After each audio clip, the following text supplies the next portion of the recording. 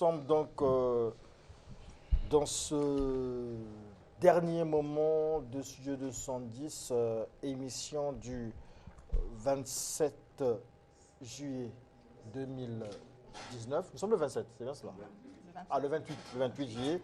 J'ai senti le regard de monsieur que j'ai déjà commencé à présenter, monsieur Claver Lembouka. Vous êtes administrateur culturel. Oui.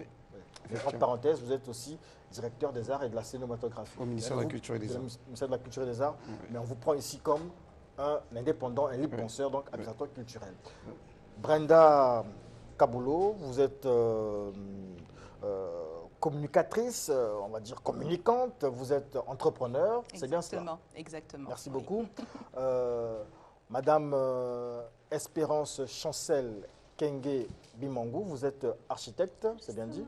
Vous sortez fraîchement de la Tunisie avec une voix très fine. Bonjour. Bonjour, je vais essayer d'accentuer la tonalité. D'accord. Et juste à mon extrême droite, c'est monsieur Ufrem Dave Mafoula. C'est Dave ou Dev? Bah, ça s'écrit Dave, ça se lit Dev. Bon, Dev Mafoula, vous êtes président d'un parti politique, les souverainistes. C'est un jeune parti? Effectivement. Ok. Avec vous, nous regarderons comment les Congolais, sinon on va dire la jeunesse, peut contribuer au développement, la contribution de chacun, comment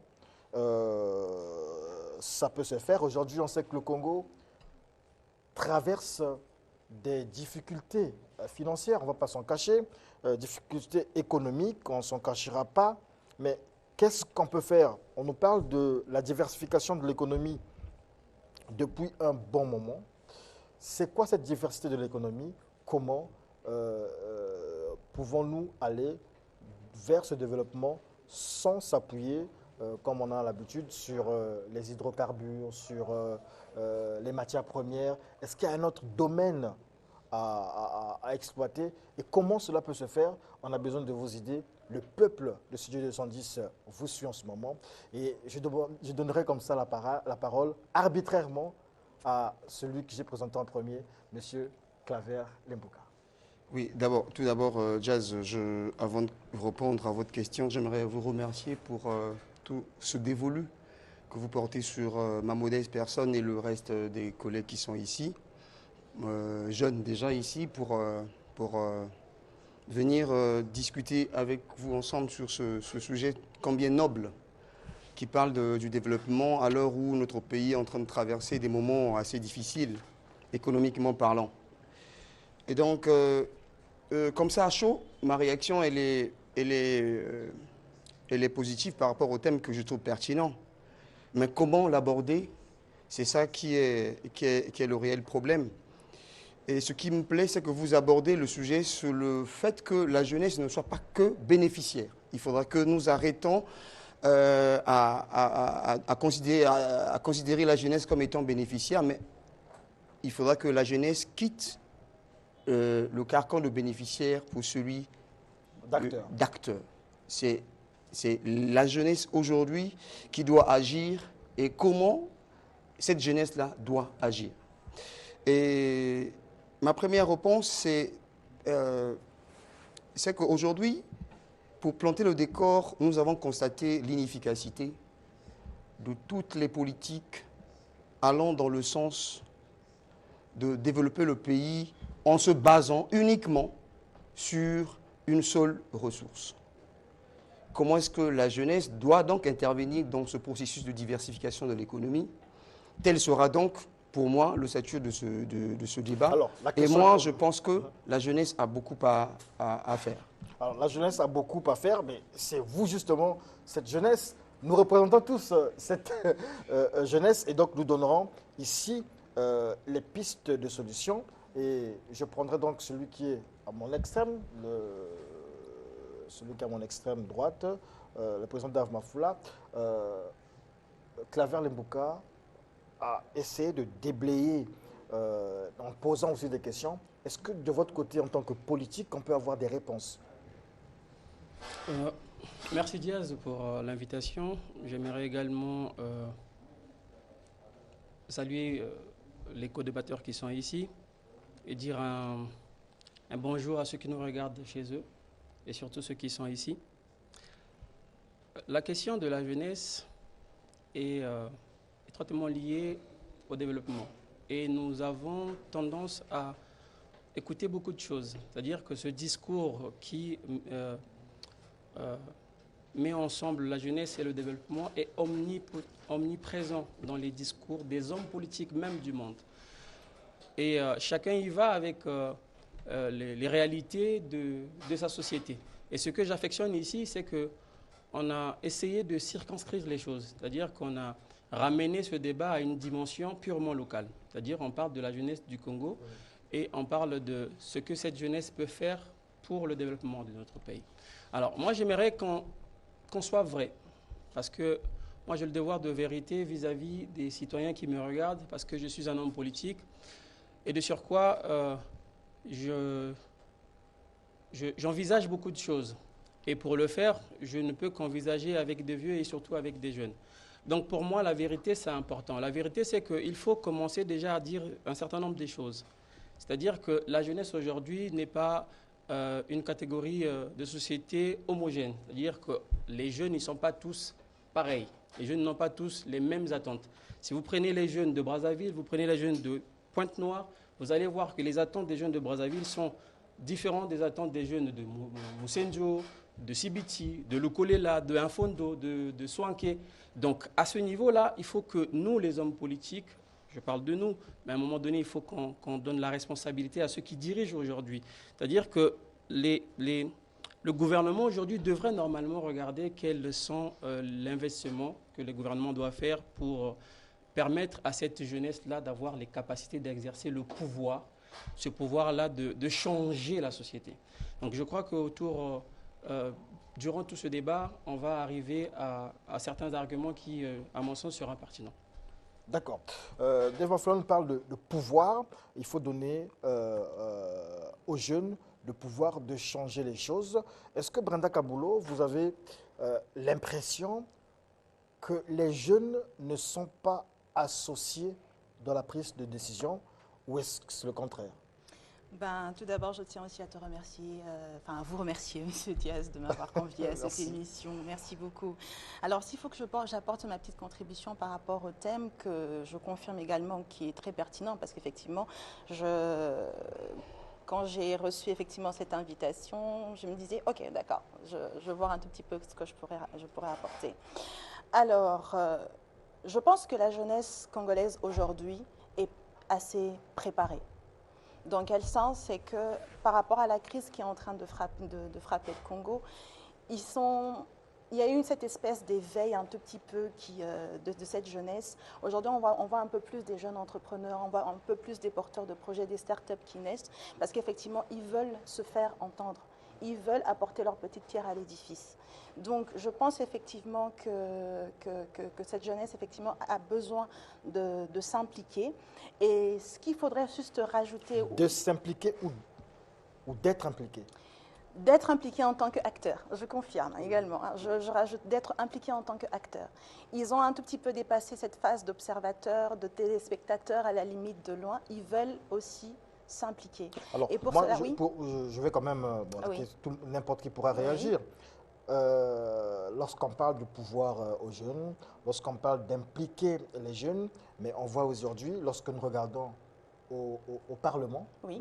notamment à l'Assemblée nationale, il y a bien de jeunes. Je pense qu'il y a des jeunes nés en 89, Oui. 89, 90, si je me Oui. trompe.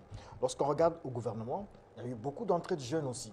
Et on regarde, nous avons au niveau des douanes, un jeune aussi à la tête de cette institution-là. Je pense que c'est déjà assez. Oui, c'est déjà assez, mais je rajouterais aussi que ce n'est pas assez. Dans quel sens? C'est que, la grande question à chaque fois que je me pose, est-ce que cette jeunesse est suffisamment outillée? Est-ce que cette jeunesse est suffisamment armée pour faire face aux défis de développement du Congo, pour faire face aux défis de développement du Congo sur le plan international également? C'est ça la grande question. D'accord. Voilà. Et puis Diaz, j'aimerais rebondir sur le mot pouvoir. monsieur le politicien, le confrère qui est Politique, c'est mieux. le politique, qui a posé- Donc, politique, c'est péjoratif. D'accord. qui Voilà. a osé parler le pouvoir. Ouais. Il faut distinguer le pouvoir qui veut parler ici, moi. Je ne parlerai pas forcément du pouvoir politique. Je parlerai aussi du pouvoir, du pouvoir économique. Et aujourd'hui, moi, je ne suis pas d'avis que la réussite d'une jeunesse est forcément assujettie à l'exercice de la fonction politique. Quand bien même que la fonction politique est l'un des maillons, pour moi, c'est l'un des maillons du fonctionnement d'une société. Mais aujourd'hui, la jeunesse congolaise n'a pas comme issue que la politique. Et aujourd'hui, nous avons vu, comme vous avez signalé, que les jeunes ont fait leur entrée dans l'exercice des fonctions, des hautes fonctions politiques de ce pays, et quel était leur apport. Mais penser à la jeunesse, ça ne veut pas dire faire entrer la jeunesse à la prise de décision au niveau étatique. Non, pas du tout. Mais penser à la jeunesse, une jeunesse axée sur la politique, c'est une jeunesse qui soutient l'esprit d'initiative, qui fait croire à sa jeunesse que gérer un pays, le pouvoir d'un pays ne s'exerce pas que à l'Assemblée nationale. Le pouvoir d'un pays ne s'exerce pas que au gouvernement. Mais aussi, le pouvoir et surtout, le vrai pouvoir n'est pas politique, il est économique. C'est d'investir sur cette jeunesse-là. C'est un jeune qui a une idée, qu'on lui apporte un capital. On lui donne ce pouvoir-là. Ce pouvoir-là, c'est lequel? C'est le pouvoir d'autonomisation. Ce pouvoir-là, c'est lequel? C'est le pouvoir d'être un modèle vis-à-vis d'autres. Parce qu'aujourd'hui, un modèle de réussite. Un modèle économique de réussite. Parce que des années 60 jusqu'aux années 90, jusqu'à 2000 aujourd'hui, le Congolais jeune a comme modèle l'homme politique. Pourquoi? Parce que nos pères et nos arrière-pères nous ont fait croire que la réussite passait par la politique. Et aujourd'hui, le modèle de réussite allant au plan international d'un jeune américain n'est pas la politique forcément. D'un jeune français n'est pas la politique forcément. Et aujourd'hui, je vous répète que aucun pays ne peut se développer s'il a pour principal employeur la fonction publique et la politique. D'accord. Merci beaucoup. Espérance Chancel Kenge Bimangou n'a pas parlé depuis qu'on a commencé. La question que j'aimerais poser en tant qu'observatrice, j'aime pas trop féminiser les noms, les mots observateur de la société, en tant que jeune, est-ce que vous vous sentez, pas personnellement vous, mais les jeunes, est-ce que vous sentez les jeunes impliqués dans la marche vers le développement du pays? Alors, Monsieur Chevry, je tenais tout d'abord à vous remercier pour l'opportunité que vous me faites là de prendre part à ce plateau télévisé. Pour ma part, en fait, pour revenir sur la question du développement, lorsque vous avez présenté en fait le débat, vous avez signifié à quel point on avait un taux d'urbanisation très élevé, surtout dans les zones urbanisées. Et justement, pour les questions du développement, quand on parle d'urbanisation, c'est lié également au développement humain. Et là, nous parlons de développement économique, mais le développement économique va ensemble avec le bien-être humain. Et ce bien-être humain implique que, justement, les jeunes ont besoin d'être accompagnés, mais cet accompagnement implique un certain environnement, en fait, un environnement qu'il faut préparer pour eux. Moi, je vais rejoindre monsieur tout à l'heure qui parlait du modèle politique auquel les jeunes s'identifient généralement. Justement, on a été élevés dans un système qui nous encourage plus à s'axer sur tout ce qui est bureaucrate, les métiers tertiaires, alors qu'aujourd'hui, dans le cadre de la diversification, il implique que les jeunes ont besoin de développer d'autres potentiels, de trouver d'autres issues. Et cela demande un accompagnement. Justement, Madame Brenda disait qu'on trouve des jeunes aujourd'hui qui se lancent dans des startups. On a d'ailleurs des plateformes comme Yecolab, je pense que vous êtes mieux placés pour en parler, qui accompagnent les jeunes, qui les forment et qui les encouragent. Mais ça ne suffit pas. Ça ne suffit pas parce que parmi ces jeunes, nous avons des jeunes déjà conscients, heureusement, qui se tournent vers ces services-là, ces plateformes-là, mais on a des jeunes qui ne sont pas conscients. Et cela, on a besoin de les conscientiser, de leur faire comprendre que, oui, il y a des programmes qui sont mis en place, des programmes de financement, etc. Mais la question n'est pas de financer des projets, parce que qui parle de développement parle aussi de développement durable. Au fond, on ne peut pas parler de développement sans développement durable. Nous avons besoin de pérenniser l'investissement qu'on fait sur le développement. Et cette pérennité implique qu'il faut conscientiser les jeunes. D'accord. On va sur la conscientisation. Dave Mafoula, vous êtes le seul politique de ce plateau. C'est un peu dommage, mais on accuse, lorsque j'essaie d'écouter tout le monde ici, on accuse les politiques, comme vous préférez cette expression-là, d'une certaine influence néfaste à la jeunesse. Tout le monde veut devenir politicien parce que Dave Mafoula a eu aussi un modèle et d'autres pensent que la politique, c'est le raccourci, le plus grand raccourci pour aller vers une meilleure vie, une réussite, pour aller vers la réussite sociale. Et aujourd'hui, dans ce pays, on a l'impression qu'on appuie plus. Le mécénat se fait plus vers ceux qui ont des projets politiques. On crée une association politique, il y a du soutien. Lorsqu'on va dans la création, par exemple, d'une association culturelle, dans les startups, il est difficile de voir des accompagnements et je pense que c'est ce qu'on accuse. Ce sont de ces accusations-là, les politiques font objet de ces accusations sur ce plateau. Alors, déjà, ce que j'apprécie, c'est que vous parlez des projets, des jeunes qui ont des projets et ces projets qui, à un moment donné, n'aboutissent pas parce qu'il manque de financement et tout. Et donc là, il faut chercher le nœud du problème. Quelle est la racine du problème? La racine du problème, c'est qu'on va ramener la situation vers la politique. Tout à l'heure, quand je parlais de pouvoir, je ne faisais pas allusion au pouvoir politique. Je faisais allusion à une capacité de faire quelque chose. Juste ça. C'est-à-dire, je définis le pouvoir de façon simpliste, capacité à faire quelque chose. Maintenant qu'on est dans une société et que la réalité de notre société nous renvoie à une image comme quoi que c'est plutôt les jeunes qui s'orientent vers la politique. Mais posons-nous la question, pourquoi les jeunes s'orientent vers la politique alors qu'il y a beaucoup de domaines? Parce que chaque être humain aspire à une vie meilleure, aspire à avoir des belles voitures, aspire à avoir une belle maison, aspire à avoir une bonne condition de vie. Alors si vous regardez la société aujourd'hui, vous allez vous rendre compte que finalement, les gens qui ont des belles vies, des gens qui ont des belles voitures, des gens qui ont des belles femmes, des gens qui ont, je ne sais pas, tout ce qu'on peut dire de beau, très généralement, ce sont les politiques. Et donc, on a une influence qui est une influence négative. Exactement. On a un modèle politique qui est un modèle politique négatif. Je le dis parce que dans notre parti, les souverainistes, nous comptons changer les choses. Nous n'appelons pas tous les jeunes à faire une mixture dans la politique. Nous appelons les jeunes à travailler. Nous appelons les jeunes à faire en sorte que demain, ces jeunes-là, au lieu qu'on leur dise que vous êtes un levier de développement, qu'on leur fournisse des armes, c'est-à-dire qu'on leur accompagne.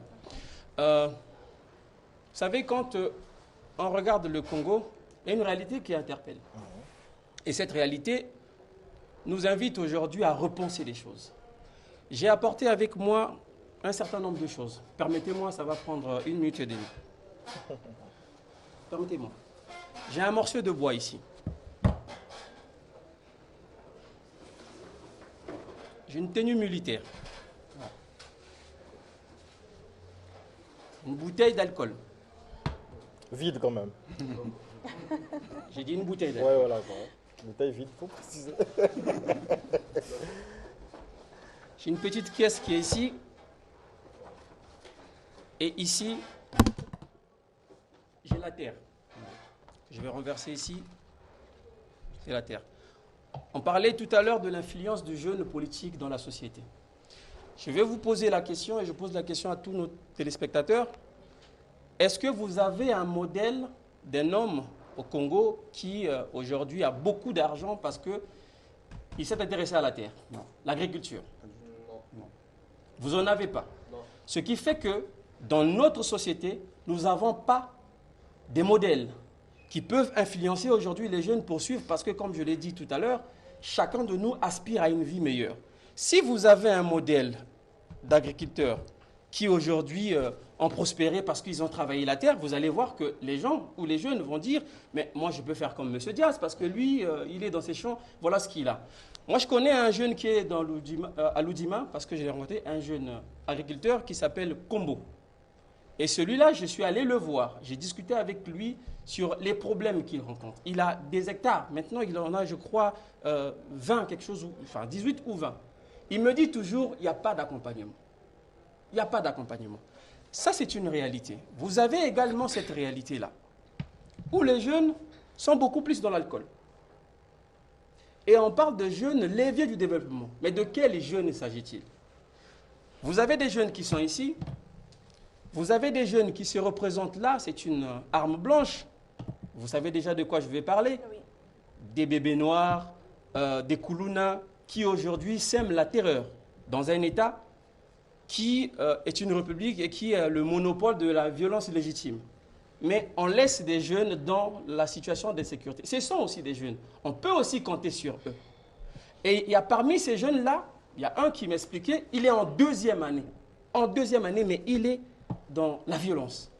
Alors, quelles sont les mesures que ce gouvernement met en place pour accompagner les jeunes? On ne peut pas accompagner les jeunes dans le banditisme, dans la délinquance. Donc, il faut les sortir de la délinquance.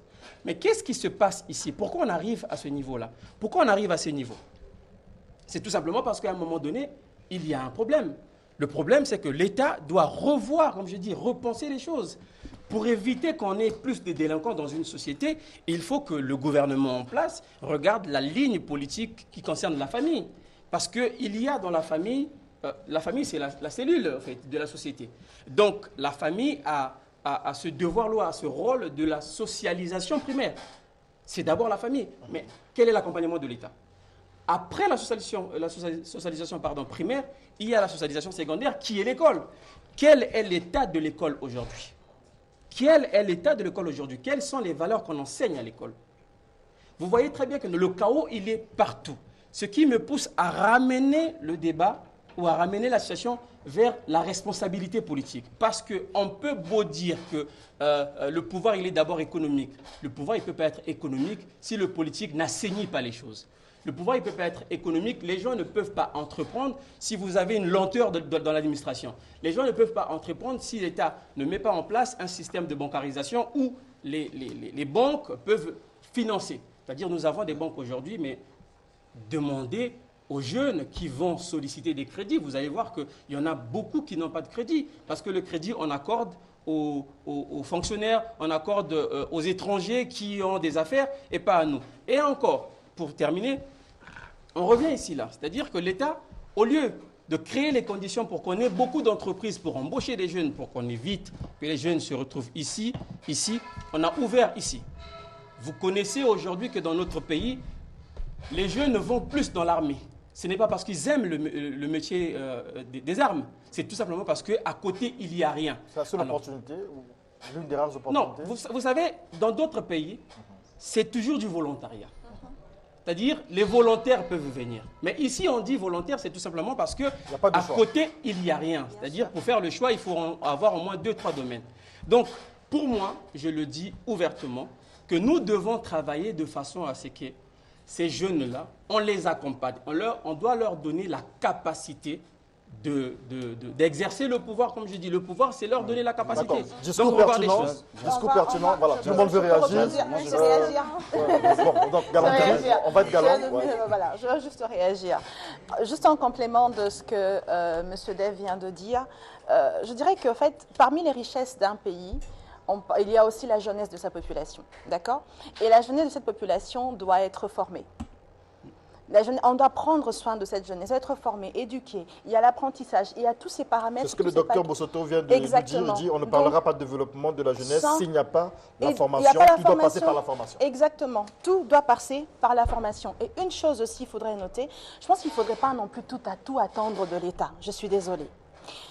Tout attendre de l'État, pour moi, aujourd'hui, je veux dire, aujourd'hui, on a un tout petit peu cette facilité d'avoir accès à Internet. Quoique c'est encore un tout petit peu cher, bon, je dirais dire pour certains, mais on a quand même accès à l'Internet, on a l'accès à l'information, ce que nos pères n'avaient pas avant. C'est-à-dire qu'aujourd'hui même, je dirais qu'il y a certains, il y a des grands noms, des grandes personnalités aujourd'hui qui ont réussi dans leur métier. La majorité sont des autodidactes. Alors, pourquoi, quelque part, je pense que dans mon sens, en fait, quelque part, il faudrait conscientiser cette jeunesse. Conscientiser et aussi responsabiliser cette jeunesse. C'est ce que quelqu'un disait ici, voilà, quelqu'un a écrit ici, oui. On ne peut pas se reposer sur la jeunesse. Oui. Voilà, ça a été ici. Exactement. Quand on parle de la jeunesse qui n'est pas préparée, exactement. Il dit le gouvernement a envoyé des jeunes à Cuba, ils ont dessiné la nation. Bah oui, ça fait partie des faits, mais je pense qu'il faut conscientiser et responsabiliser cette jeunesse en leur disant, voilà, on met un outil, il y a un accompagnement, quoique ça vient petit à petit. Le problème, c'est qu'avec nos politiques, je trouve qu'il y a un peu plus de discours que des actions concrètes. Et même quand il y a des actions concrètes, il n'y a pas de suivi derrière. Pas de suivi. Voilà. Réaction, vous voulez réagir tout à l'heure? Justement, alors je parlais du développement humain, mais c'est ça le développement humain en fait. Restructurer tout ce qui est la scolarité, la scolarisation, le système de santé, la formation. Bien sûr. Oui, la formation. Tout à l'heure, vous avez parlé de la terre. On ne trouve pas de références ou de référents qui nous permettent de s'identifier. Je pense qu'il y en a. Vous avez pris un exemple ici. C'est juste qu'il n'y a pas assez de volonté pour aller vers ces personnes-là et les sortir à la lumière du jour pour permettre aux jeunes de se référer en fait à ces personnes-là. L'autre chose, toujours dans le cadre en fait de la terre, l'agriculture, on sait qu'il a été mis en place des dispositifs par le gouvernement qui exonèrent les frais, qui facilitent en fait dans ce domaine-là. D'autant plus que c'est un domaine qui est à prendre en fait. J'ai lu selon un rapport de la Banque mondiale qui dit qu'on a un tiers du territoire des terres arables qui ne sont pas du tout exploitées, inexploitées. Et on a des terres très fertiles qui peuvent permettre à chacun, dans le cadre nos fiscs de la dépendance alimentaire et tout, de se déployer en fait dans ce sens-là. Mais qu'on le veuille ou non, on revient vers le gouvernement. Oui. Mettre en place des infrastructures pour permettre aux gens d'exporter leurs marchandises, de transférer leurs marchandises d'un endroit à un autre pour mieux maintenir en fait leur activité ou développer leur activité, mais aussi sur l'information qu'il faut faire passer. Parce que si on parle d'exonération ou des financements qui sont mis en place sur certains programmes, beaucoup n'en ont pas accès, hélas. Oui. Beaucoup n'en ont pas accès. Comment la jeunesse peut-elle être acteur? C'est vous qui avez parlé d'acteur tout à l'heure. Lorsqu'il n'y a pas de plan ou d'issue pour développer le Congo, c'est effectivement. Qui vous le dit. Merci pour la question. Moi, je voulais vous dire que le développement, c'est une chaîne. Dans cette chaîne-là, il y a plusieurs maillons. Okay? Mais le tout part de la vision politique. Je rejoins mon collègue, même si vous, les politiques, vous avez un discours mielleux avant, mais après on ne vous reconnaît plus. Ce que vous avez fait tout à l'heure, là, c'est une démonstration assez éloquente. Ouais. Mais lorsque vous êtes à la gestion des affaires, vous n'êtes plus, vous tenez plus ce discours. Je voulais revenir par rapport à ça. C'est-à-dire que le tout part de la vision politique. C'est la vision politique qui stratifie les priorités. C'est-à-dire que au niveau de l'État, si les priorités ne sont pas stratifiées, on ne pourra pas orienter les investissements. On ne pourra pas orienter les jeunes vers les métiers de l'heure. Aujourd'hui, et après, qu'est-ce qui rend effective cette formation? On parle de formation. Qu'est-ce qui rend effective cette formation? Au niveau primaire que vous parlez, c'est les parents. Mais les parents ne peuvent pas former s'ils n'ont pas un pouvoir d'achat. Ok. C'est le pouvoir d'achat qui permet à un parent d'envoyer son enfant à l'école. C'est un enfant qui n'est pas orienté par ses parents, qui perd des pédales, qui perd des repères et qui devient Kuluna, comme vous le dites. Et même quand cet enfant-là est scolarisé, il se fait un profil. Ok, il faudra qu'on se fasse aussi un profil. Parce qu'on réclame le travail, il n'y a pas d'emploi. Mais lorsque l'État recrute, on va vous recruter sur quelle base? Vous avez quel profil? Les gens se disent chômeurs lorsqu'ils n'ont pas d'emploi. Non, mais vous êtes chômeur, vous n'avez pas d'emploi, mais vous avez quelle formation? Quelle qualification? Vous avez quelle qualification? Laissez-moi terminer. Voilà, la faute, elle est partagée. La faute, elle est partagée. Parce que le cadre, combien même qu'il y a le cadre?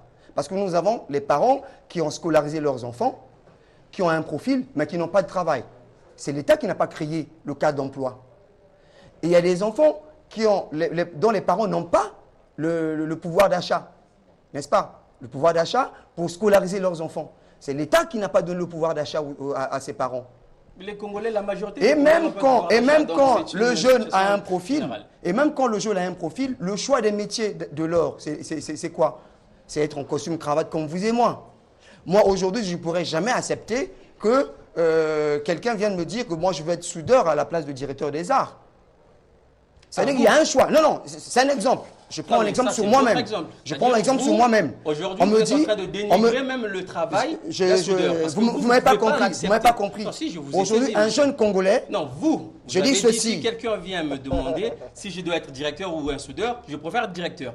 Vous voyez, au fait, c'est ce type... S'il vous plaît, est-ce que je peux terminer? Je peux terminer? Aujourd'hui, la parole est à moi. Je dis ceci. Aujourd'hui, si l'on vient demander à un jeune Congolais d'être à ma place que d'être soudeur, il préférait être à ma place que d'être soudeur. Ah d'accord, c'est ce que vous avez dit. C'est ce que je voulais dire. Mais vous pouvez pas j'ai recadré ça. Ça, c'est une orientation que vous, les politiciens, vous nous avez donnée. Et aujourd'hui, ce qu'il faut faire actuellement, c'est de revenir à notre débat. Comment faire que le jeune Congolais soit un levier de développement? Le levier, c'est celui dont on se sert pour faire évoluer les choses. Et pourquoi on se sert d'un jeune pour qu'il fasse évoluer les choses? Il faudrait que ce soit un jeune formé. Or, qui crée le cadre de formation? C'est l'État. Aujourd'hui, même si vous n'avez pas de moyens, même si vous avez des moyens pour former, c'est où vous allez former votre enfant? C'est au droit, c'est aux mathématiques, c'est au français, c'est de diversifier les offres de formation pour que nous ayons une formation concurrentielle. À une époque, le Congo a été, on va dire, cet hub-là. Les gens venaient de partout pour apprendre au Congo, pour faire école au Congo. Mais depuis un moment, ce sont plutôt les Congolais qui vont à Kinshasa, qui vont en Tunisie, comme madame qui vient de Tunisie, qui vont au Maroc, qui vont... c'est dû à quoi en fait? C'est l'orientation de la formation. C'est l'orientation. D'abord, il faut qu'on dise des choses. Hein. Ayant aussi la capacité de compartimenter. Il faudra d'abord qu'il y ait les offres avant la demande. Alors, c'est dû à quoi? C'est dû à l'irresponsabilité de notre État. À l'irresponsabilité de ceux qui nous ont gouvernés depuis 30 années. Parce que c'est une honte. Hier, le Congo était un pays fier. Les Congolais étaient fiers. Les Congolais ne sortaient pas pour aller étudier ailleurs dans des pays encore africains. Non. Mais aujourd'hui, on voit très bien que non. Le motif de voyage d'un Congolais, c'est pour aller étudier. Le motif d'un voyage du Congolais, c'est parce que bon, j'arrive plus à vivre dans mon pays, il y a la misère, il n'y a pas de boulot, je sors. Alors, les gens qui nous gouvernent aujourd'hui devraient regarder comment est-ce que... Vous les politiques. Je ne gouverne pas encore, monsieur. Ça va arriver. Ça va arriver. Et je vais peut-être faire une petite parenthèse. Tout à l'heure, vous avez dit, vous avez toujours le même discours, après ça change. Je crois que tout le monde ici a déjà touché aux cartes. Quand vous tenez les cartes comme ça, les cartes sont tous de la même couleur. Mais quand vous les retournez, vous allez voir qu'il y a des valeurs. Cherchez les valeurs des hommes politiques. Ne cherchez pas à catégoriser tout le monde. Moi, je pense que je vaux autre chose que ce que le pays a déjà donné, ce que ceux qui nous gouvernent ont déjà donné. Alors, j'ai fermé la parenthèse, je vais revenir sur la situation des responsabilités de nos gouvernants. On ne peut pas continuer à vivre avec des gens qui nous donnent l'impression qu'ils ne prennent pas en considération les aspirations des jeunes. C'est dangereux parce que plus de la moitié de la population est jeune, plus de 50% est jeune. Nous sommes dans un pays de 5 millions d'habitants, alors plus de la moitié, on va prendre peut-être 60%, ça fait 3 millions d'habitants. 3 millions d'habitants qui sont jeunes. Et ça veut dire que la force, elle est là. Cette jeunesse-là, elle représente la main-d'œuvre, cette jeunesse-là, elle représente la capacité de consommer, cette jeunesse-là, elle représente le talent. Mais il y a beaucoup de choses. Seulement que dans notre pays, quel est le budget qu'on alloue à l'éducation? Posez-vous la question. Et regardez aujourd'hui où vont nos enfants à l'école. C'est dans des écoles privées. On parle de la jeunesse, on parle des armes qu'on peut donner à la jeunesse pour demain investir, entreprendre. Il faut avoir une capacité intellectuelle. Et cette capacité intellectuelle, c'est le système éducatif. Quel est le système éducatif dans notre pays aujourd'hui? Moi, ce que je propose, ce que les souverainistes proposent, c'est que pardon. Oui, c'est une proposition. Moi, je ne veux pas venir ici. Voilà, je ne veux pas venir ici juste pour critiquer. Ce que nous proposons, la première des choses, c'est qu'on ne peut plus compter sur ceux qui nous gouvernent aujourd'hui. Il faut les balayer. Non. Moi, ce que je pense, vous savez, il y a un homme politique qui a dit ceci. On ne construit pas avec ceux qui ont détruit. Est-ce que vous pouvez me laisser Alors, il nous reste 5 minutes. On va permettre une réaction du côté du peuple, une réaction. Certainement que ce sera une question. Allez-y rapidement. Ok, merci. De tout ce que nous sommes en train d'écouter, vous pouvez vous lever, il n'y a pas de problème. Les uns et les autres peuvent dire des bonnes choses et parfois aussi des mauvaises choses dans un autre sens. L'opposition l'oblige. Moi-même, je suis un exemple, par exemple, tel que je suis là, diplômé en musique, musicologue de formation. Je suis le premier au monde qui démontre la science de la musique africaine. Des États-Unis, l'Europe, l'Asie, je suis le premier. J'ai publié déjà un livre. Mais si je vous explique cette histoire, vous serez déçus. J'écris au ministère de la Recherche, plutôt au ministère des Arts que je suis en train de me rendre compte que nous pouvons découvrir notre propre science. Ce qu'on nous a amené, c'est une colonisation culturelle. Si je vous fais lire la copie, vous serez déçus. On m'envoie chez un député de ma circonscription pour aller mener la recherche. Vous-même, vous allez trouver les réponses. Je continue. Non, ça va parce qu'on va permettre aux autres aussi il ne reste que 5 minutes. Rapidement, allez-y. Après là, je viens de poser la question de savoir au monsieur le journaliste concernant les gens qui sont partis pour étudier au niveau de la médecine, qui ont dessus la République. Vous n'avez même pas pris le temps de bien répondre. On ne doit pas tout le temps accuser. Mais on peut se battre pour devenir. Moi, quand j'étais étudiant à la faculté de droit, je me suis battu avec ma bourse, j'ai ouvert mon dépôt de ciment. Je me suis fait de l'argent. Là, je vois mon collègue, il est là. Je me suis acheté des voitures, pas une voiture, avec la même bourse. J'ai vendu le ciment. Et aujourd'hui, je travaille au ministère des Finances. Mais l'argent que j'ai gagné à la faculté de droit avec ma tête, je l'ai développé plus. Il n'y a personne ici, si on lui demande d'aller au village, aller faire les champs, il va accepter.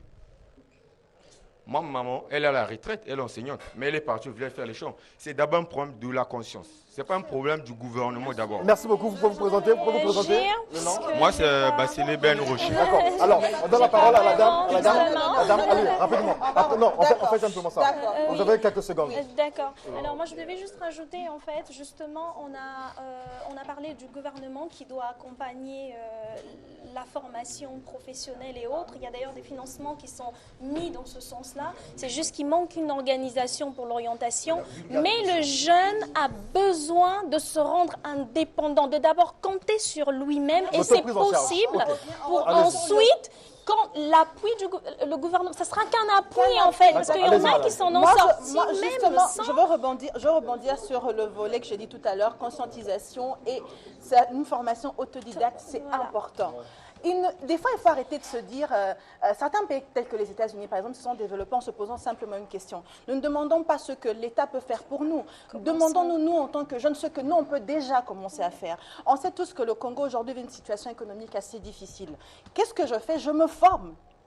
je me forme et je montre et je prouve de quoi est-ce que je suis On capable. se forme comment, sans argent, sans moyens? Mais non, on peut, comme je l'ai dit tout à l'heure, l'accès à l'information. La diversification, Aujourd'hui, on a c'est aussi l'accès ça, en à fait. l'information. C'est aussi vous qui avez dit que l'Internet n'est pas accessible. C'est pas, non, C'est non, pas non, non, comme non, même j'ai dit que non, non, l'Internet, c'est vrai que ça coûte un peu cher, c'est pas la portée de tout le monde, mais je pense qu'aujourd'hui, tout le monde a Facebook, à WhatsApp et tout ça. Monsieur La Bernard, diversification, c'est aussi ça. Gérard, le dernier mot. Aller vers des formations, Simplement.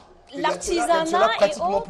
plus d'une année où je disais que aujourd'hui nous sommes en train de voir l'insuffisance de la politique axée sur le pétrole. Il faut diversifier. Il faut Et diversifier. il y a des domaines culturels qui sont là. Le cinéma. Diversification de l'économie, nous reviendrons là. Voilà. Si vous êtes disponible, On va revenir. Prise dimanche de prochain, nous reviendrons. conscience, Appelez-nous. voilà.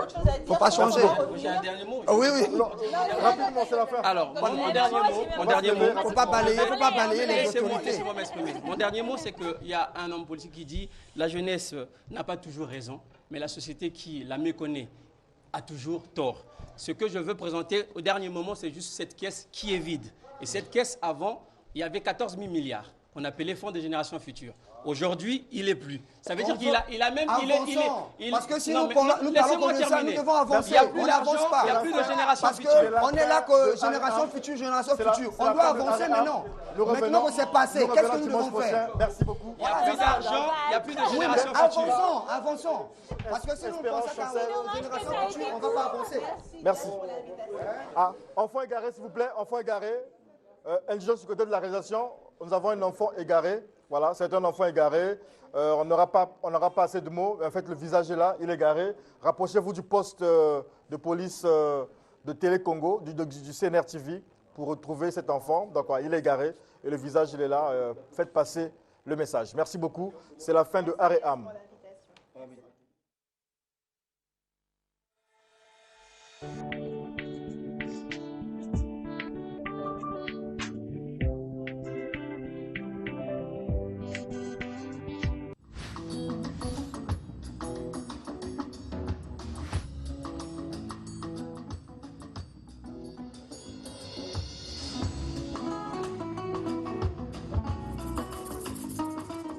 Voilà, c'est la fin de Studio 210.